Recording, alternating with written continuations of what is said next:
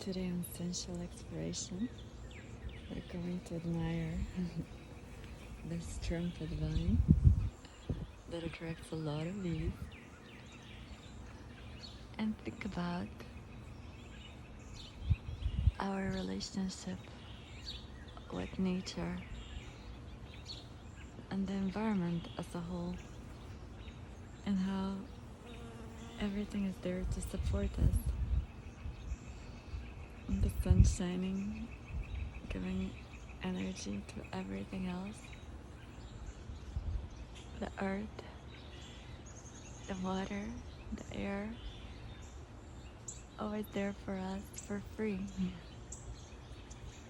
And the more we make use of those connections and pay attention and connect consciously with nature, the more harmonious our lives